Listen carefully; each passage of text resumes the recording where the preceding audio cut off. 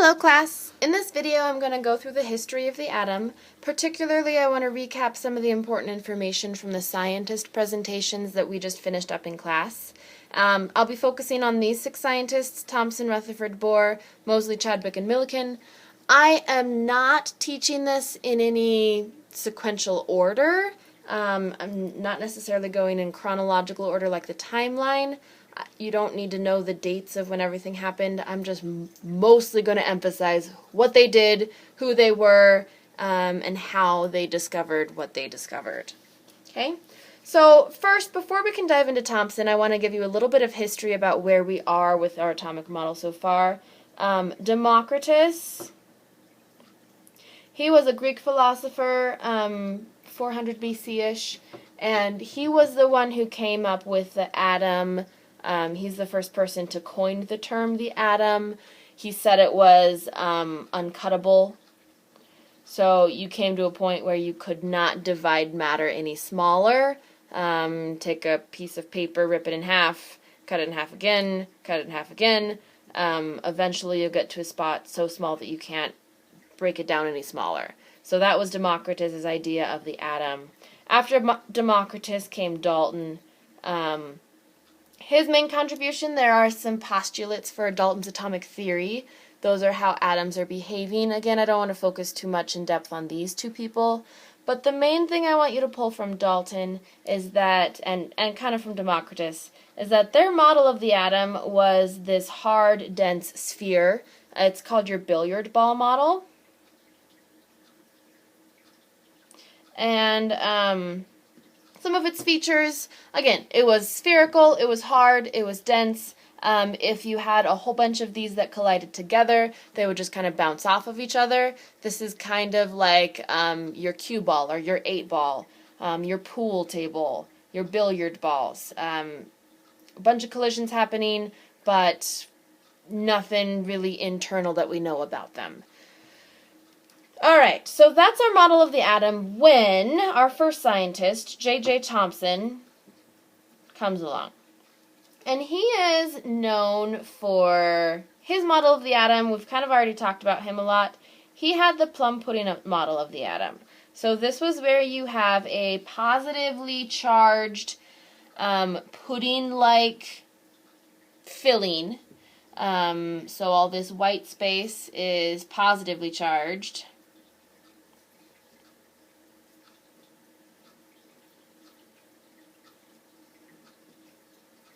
Positively charged throughout. And then you had these plums. So these dark, negatively charged electrons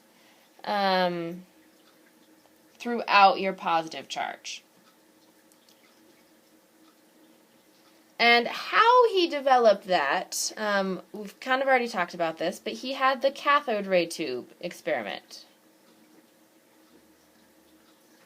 So this was to kind of summarize, he had an evacuated tube, sucked all the air out of it, and he had 2 metal plates in there. So one on this side and one on this side.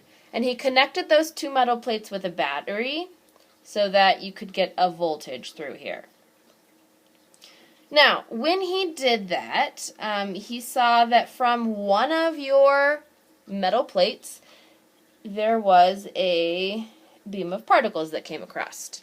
Now, something to keep in mind. He couldn't actually see this beam of particles.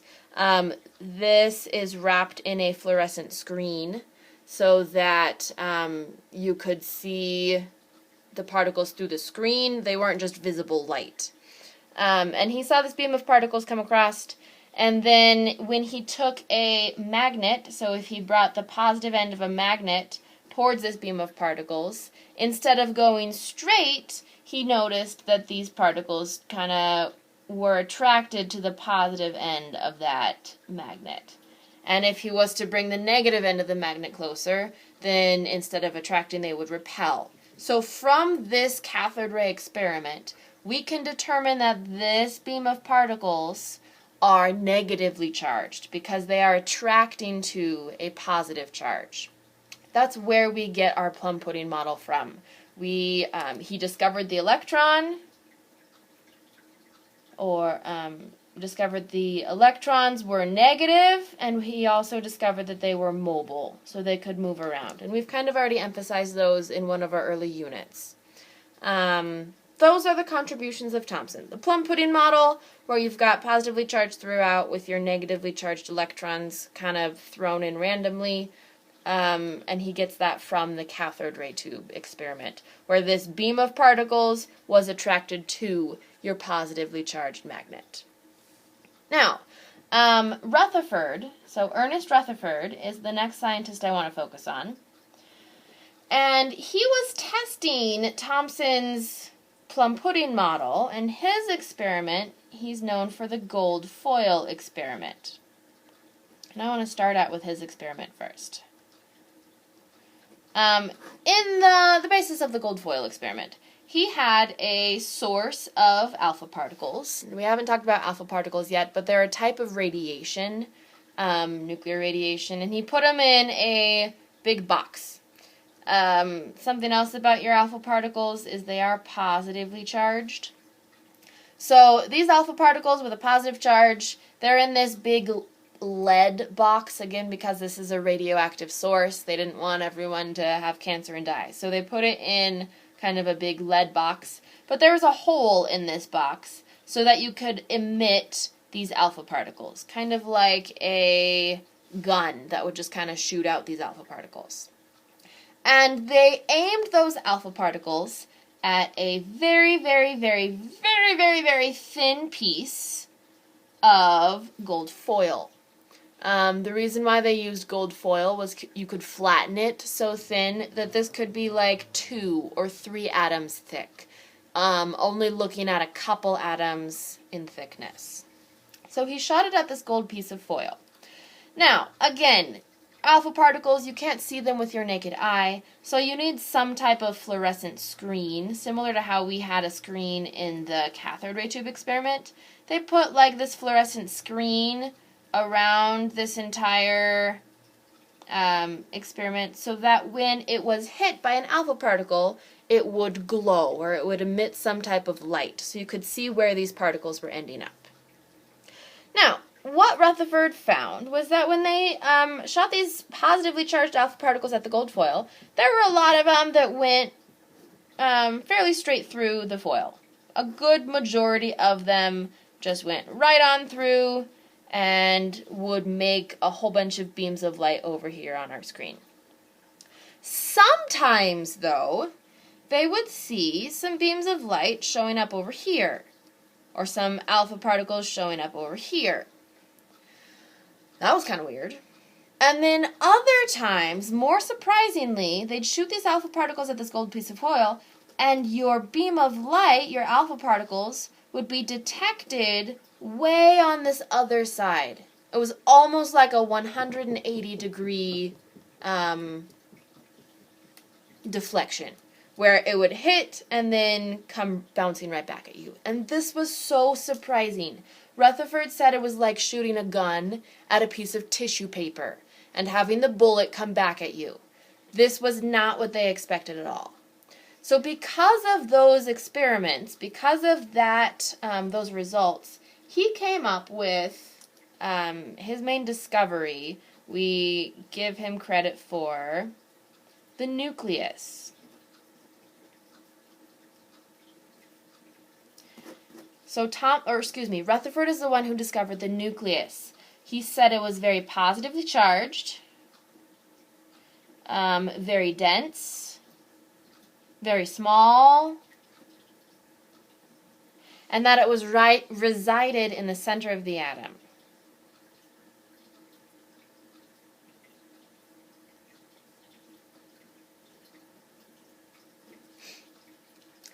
So you've got this very dense, positively charged nucleus. Everything else in the atom, to kind of explain why there were so many of these going straight through, he said that everything else was empty space. So the rest of the atom was empty space. And that's where your electrons resided, outside of the nucleus. So he kind of came up with this. So that's your nucleus, you're very dense, hard, positively charged at the very center of the atom. If you had kind of the barrier of your atom, then there were a bunch of electrons that were randomly distributed throughout, outside of the nucleus, in this empty space. Now, one other way to represent Rutherford's model, because again you still kind of have this circle on the outside, there's not a defined edge to your atom. So that's why we get this model of the atom, where there's your nucleus, and then you have kind of these circles that are coming around it, where those are the locations of your electrons. This is the other picture that you see for Rutherford's atom. And the reason for that is to represent that we don't have a defined edge for where those electrons are. It's not a hard sphere anymore like we saw in Dalton's model, mostly empty space, but we know they exist and moving around outside of your atom. This was called the nuclear model, because, again, we are incorporating that nucleus, the most important thing that Rutherford's attributed to. Next scientist. So there were a few other scientists that contributed between Rutherford and this next one, but the reason why I want to put it in this order is because this is the order you saw in the class presentations. So next came Niels Bohr. And he was looking at Rutherford's atom saying, okay, that's great. We've got this positively charged nucleus, and we've got these negatively charged electrons that are moving around it. But if these are negatively charged electrons, and this is a positively charged nucleus, why aren't our electrons colliding with the nucleus? This negative charge, this positive charge, why aren't they attracting? Other things with Rutherford's model is that this did not account for the light, the line spectra that was emitted throughout when you excited elements and you got those line spectra that we saw in class. Rutherford's model couldn't explain the light that was emitted from exciting elements. So Bohr did a lot of research. His research was with line spectra. So again, kind of the bright line spectra that we saw earlier in this unit, when we were exciting the atoms of hydrogen, where we put it in that big electrical tube thing, and you looked at it through the spectroscope, you saw those bright lines. That's what Bohr was researching, those bright lines. And he came up with this kind of model. So again, if that's your nucleus at the center, kind of dense, we'll get more in depth with the nucleus with some other scientists. But here's your positively charged nucleus at the center. And then he said that instead of your electrons just randomly moving around, they were in these orbits or these energy levels. Kind of like the rungs on a ladder. So if you think of your nucleus being the ground, then you can take a step up a ladder and another step up a ladder and another step up a ladder, and that these are different spacings. But like if you're looking at this closer ring, this is low energy. So if you were to fall from really close to the ground, you wouldn't have as much energy. But if you climb up to the top of the ladder, so further away from your nucleus, you have a lot higher energy. Similar to if you climb up to the top of the ladder, you're a lot farther from the ground, so it would hurt a lot more if you fell down. So he said that your electrons reside in these orbitals, in these orbits, and they could get excited. They could jump energy levels if they absorbed energy. So in the demonstration we had in class where I excited the tubes, the gases in the tubes, and they emitted those line spectra, that's what's happening here. We are giving, so let's say we're giving energy to this electron. Well, has a lot more energy than it did before, so what would happen is this electron would jump to a higher energy state. It would go from this orbital up the ladder to a higher energy. Well, eventually it's going to get rid of that energy. You can't excite electrons forever. So that electron, kind of like caffeine. This is like a shot of caffeine that we're giving this electron. It's going to have a lot higher energy for a little bit of time. But eventually it's going to have to come back down. It's going to release that energy. And so when it comes back from that higher state, back down to the lower state, it has to get rid of that energy. And how it gets rid of it is we call it a photon, a little packet of light. It emits a wavelength. It emits some type of light beam. And that is where our line spectra comes from. So if we're looking at like our red, orange, yellow, green, blue, indigo, violet, if we're looking at our visible spectrum, this wavelength might show up here at a certain nanometers on our visible line spectrum. And then if you had an electron jumping from here to here, you'd get a different wavelength. Or another orbital from out here to here, you have a different wavelength. So all of these energy jumps correspond to the line spectra that we saw in our demonstrations from class. So that was kind of the research that Bohr did. We don't go super in-depth into this unless you take AP Chemistry. That shows up again in AP Chemistry. We'll learn more about that. So his model, we've got this nucleus, and then your electrons kind of orbit around that nucleus, similar to how the planets orbit around the sun. So we're going to call this the planetary model, because we're looking at those electrons orbiting around your nucleus. And again, he came up with that with researching your line spectra. Okay, moving right along. So we know that, so far we know that we've got electrons from Thomson. We know about the nucleus from Rutherford. And now we know that those electrons kind of move in orbits from Bohr. One of the other scientists that we had in class, let's talk about Moseley next. Moseley was the one who said that, okay, here we've got this nucleus. We know it's positively charged. He's the one who said that protons, which are the positively charged substances, are equal to your atomic number. So if you had a atomic number of 5, that means that you have 5 protons in your element. And if you had an atomic number of 10, then that means you had 10 protons in your element. His experiment is not as famous, but he used some X-rays. So what he did was he had this big glass chamber. I'm not going to go super in-depth, but he had a chunk of metal in here, for example, sodium, and he shot high-energy electrons at this piece of metal, and at the nucleus of this metal, and it would create little X-rays.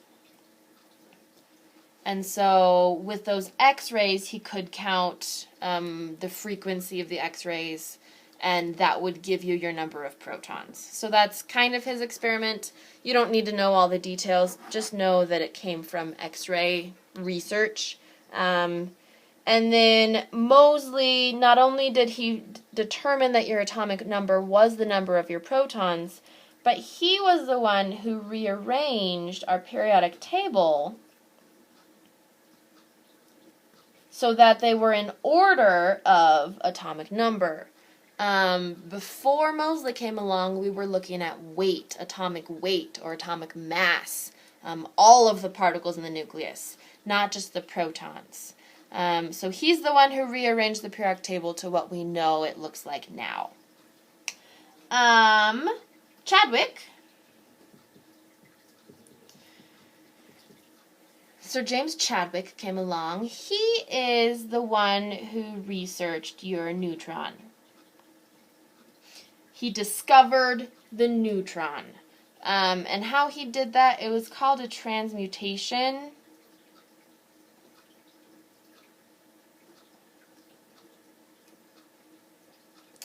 Not going to go super in-depth onto all the details for his experiment, but what he did was he was basically breaking apart your nucleus, splitting the big puzzle of your nucleus into bits and pieces, not necessarily splitting the atom apart, but through a series of steps, he could determine how many pieces were in the entire nucleus. And he's like, okay, well, I can detect my protons, but the protons alone aren't adding up to all of these pieces that I'm counting. So he's like, okay, if these are all the pieces in my nucleus, I might be able to have 5 protons. He could count the total number of pieces, and he could count the protons. But he's like, wait a second, we've got these other pieces in here that aren't being accounted for. So this was the other particle in our nucleus that was discovered, and he called it the neutron. Some features about the neutron: they are located in the nucleus. They have no charge. I spelled that wrong. Nucleus. They have no charge, so they don't have a positive charge, they don't have a negative charge, but also they are about the same mass as your proton.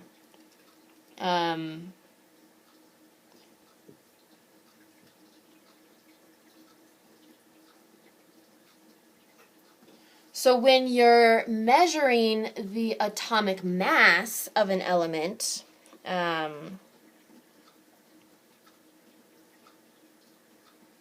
so not just the atomic number, but your atomic mass, you're looking at your protons as well as your neutrons. And protons can be abbreviated as a P with a plus in the top right corner, and neutrons with an N and a 0 in the top right corner.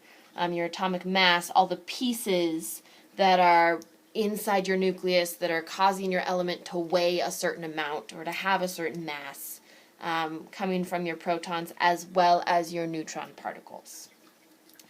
The last scientist I want to talk about is Millikan. This was Robert Millikan. He is famous for an oil drop experiment. Lot of math that's involved in this experiment. Let me try to simplify it down without being so math heavy. You don't need to know all the details of this, mainly the conclusion that came from it, but it's nice to have a little bit of background on what he did. Long story short, he took a chamber, and it had 2 plates in it, and one of those plates had a hole in the top. And at the top of the chamber, he took a whole bunch of oil, and he kind of sprayed it, kind of like a perfume. He had really fine mist of oil. Those oil droplets would fall through. Well, let me back up a little bit. He then took an X-ray gun, and he made these oil droplets have a negative charge. And so all these little droplets of oil now carry a negative charge. He was able to charge them with extra electrons, so they would be negatively charged. Then, through this hole, these little negatively charged electrons would fall through. And there was this plate, so a plate here and a plate down here, that if you connected it to a voltage or a battery, it could have a charge on it. So he charged it so that the negative end of your plates were down here and that your positive plates were up here. So connected to a battery, positive plate here, negative thing here. Now, when your oil drop came through this hole, it would fall according to gravity. So you've got this oil drop coming down because of gravity, and it's got a negative charge. But when you turned on this voltage, when you turned on this battery, well, this has a negative charge, and this plate has a negative charge, and those 2 negative charges are going to repel. So you've got gravity pushing down, But then you have this repulsion, or this electric current, that's making this oil droplet kind of move back up. He was able to change the voltage so much with that, find that beautiful sweet spot, that this oil droplet could be suspended in air. Wasn't moving anywhere. It was just kind of levitating there because gravity pushing down and the repulsion pushing up kind of balanced out. When he was able to suspend that oil droplet, he could take measurements such as the mass, how much of the charge was needed to repel it, a whole bunch of other mathematical things that, again, I don't want to get into.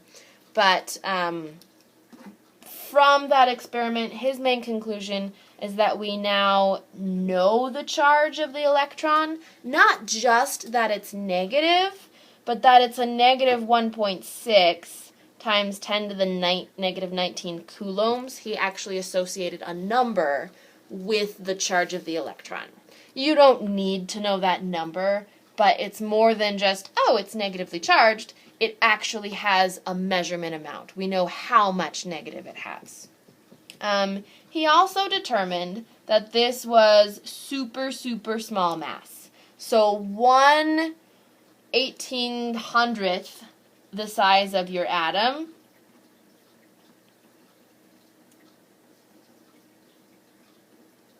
Which means that it's roughly, if we round up, this is roughly 2,000 times smaller than your atom. So he came up with the charge as well as your size of the atom. Those are the two main things we attribute to Millikan. All right, that is a summary of the scientists, kind of what they did and what experiments led them to those discoveries. I hope that was helpful, and come see me if you have any other questions. Bye!